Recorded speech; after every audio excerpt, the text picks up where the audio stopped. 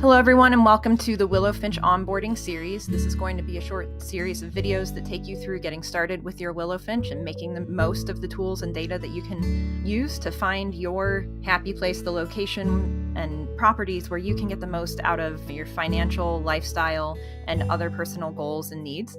You'll be able to enter as much information as you want in this process, whether you have a whole bunch of information you want to put in and dive deep right away, or if you want to just get started with the basics and start having fun playing around with the tools. We'll go through those steps and you will be able to get the customized projections and insights that Willowfinch makes possible. So I'm going to take you through the steps of getting started, and then we'll go through how to keep up with your new numbers or goals as life changes and you move along in things, so that you can continue to get those up-to-date projections. Because one of the best things about the way that Willowfinch works is that it's constantly updating and pulling new data, and you're able to see the kinds of insights and projections that let you make adjustments to your course to stay on track for stuff that matters to you, even as things in either your situation or local situations change.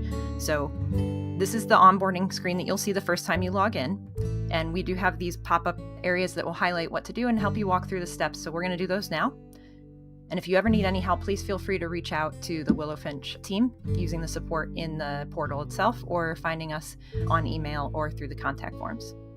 So we'll click next, and then we'll get started. Just as a reminder, all of the data will be encrypted to ensure it stays secure. You can give as little or as much as you want off the bat. You can use the default information too. I'll be using that through several of the points, just so that we have the public video with the default information. And you can put your personal information in where it makes sense to you, and you can always add it if it changes or if you want to get more detailed and thorough data and projections back. It's not something that you have to do a certain way, at the beginning of the process. And it's something that you can adjust as you learn more about the program if you'd like. So you'll click here on My Goals and we'll get started. Okay, so the first thing that it asks you is about some of your current living situation. Before we get started, I just want to note that these pop-ups that come to help you through your onboarding, the little tour, they're set up to move forward with when you click the next button. So if you do need to use the back button at any point to make an edit to something, it will cause the tour steps to be a bit out of sync with the sections that you're editing. If that starts still confusing, you can always just click the X to end the tour for then. And if you still need help moving through the steps, you can always watch the video. You can find it on our YouTube channel. You can click the link that'll be in this box up here when it's live, or you can reach out to us for some help. So just to let you know that if you see that happen, that's what's going on. And let's take a look at the first thing that it asks. So it's asking about your current information for location, because then it can compare the data to the other places that you might be considering. Remember that more details about your current situation does give more specific comparisons for the projections and personal insights, but the defaults are here. If you want to get started without adding any personal details, you can always come back and update them later, get more personal projections, and see your heat map update once you've got some properties saved. And then when you're done entering what you'd like here, or if you just want to use the defaults, you'll click next to continue on with the onboarding tour. So if you wanted to enter your details, you could click here and change them. Because this is a public video, I'm not going to right now, but you could. And then you would click next right here. And we'll move on to step 2, which is talking about your monthly housing costs. So this is telling us about your current housing expenses, property tax, general monthly living expenses, and it'll compare that in the data to show you, how the different locations you might save with your favorite properties lines up with what you currently have, because you'll be setting some savings goals and things if you would like. When you've entered what you like here, or if you just want to use the defaults, again, these are kind of just general numbers that will help you get started. You can click next. And then we move on to your desired mortgage. So if you're setting goals for your potential housing search, and it's okay if you aren't actively searching right now, this is to help you game plan, explore different scenarios, all of that kind of stuff. It doesn't have to be exactly what you're looking at the moment. These variables are a great way to look at how it can impact your principal and interest payments over the life of a potential mortgage. So you're looking at playing with different preferred down payment percentages, interest rates, term lengths. Use your best guess for what your numbers would likely be right now, or use the defaults. But don't forget that you can come back and play with these later, because you can drop your down payment to 0, set different target interest rates, see how that would change the projections and numbers between your current location and any possible locations that you're comparing in your goal setting or search. So when you're ready with this, you would enter anything that you want to, you click next, And it moves us on to this last page of this onboarding section for us, where it's going to ask some basic information that helps the My Income section really calculate amazingly helpful information for how the different income streams and goals that you set and your personal age and whatever lines up that you've entered or compared to the defaults can really impact your long-term 10-year projections that it calculates. So this is where you would pick, your tax filing status for the household that would be moving. Person 1 is showing here. If you do click to person, it'll give you 2 birthday sections. The reason that this needs to be entered is if you do decide to include calculations for income streams like your IRA and 401k, it needs to make sure that you're calculating based on when you're actually qualified to draw that income. Don't worry, you still get to pick when you want to start your draw. You don't have to start the calculations right when you're qualified, but it does want to make sure that it doesn't kick out any information that would be incorrect because you wouldn't actually be qualified at that point in time. So those numbers are calculated based on the half of the year that your birthday falls in.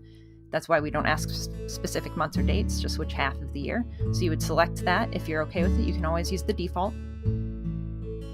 And then you'll move on to where it talks about your annual pre-tax income. So this is the amount that you generally would enter onto your tax forms before you start taking any deductions.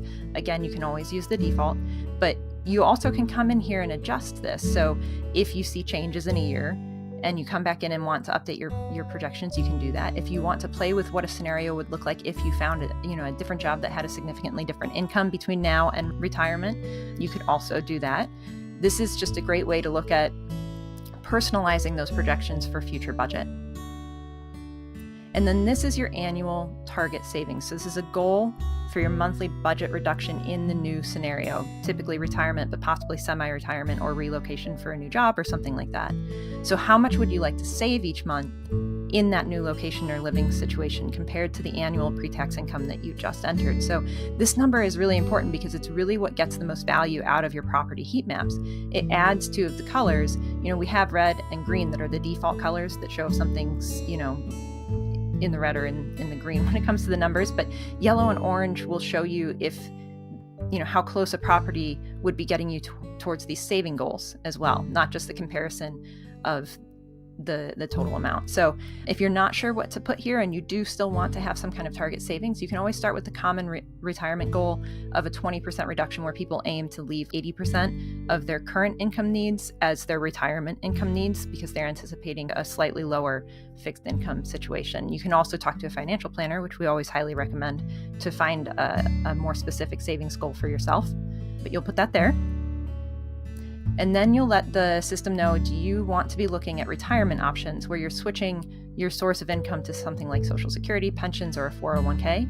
Or are you looking at moving and continuing to work, semi-retirement, change of careers or jobs or something like that, where you would not be pulling something like a 401k, IRA, Social Security, or a pension?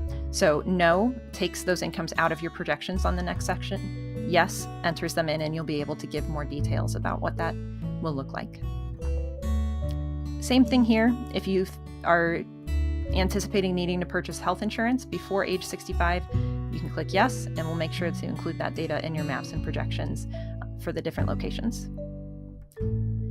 So once you're done filling out the parts of this section that you want to, or to use the default information, you'll come down here, hit Update Profile, and you will be done with your first section of onboarding and head over to the next section, My Income, where it'll look at your numbers in action. You can update things like when you would make the draws on IRA, 401k, things like that, if that's something that you picked, or to update the changes in your income that you would be anticipating if you're looking at an income or career change rather than a full retirement. So when you're ready for that, go up here, enter what you'd like, come here and click Update Profile, and we'll move on to the next section in the next video.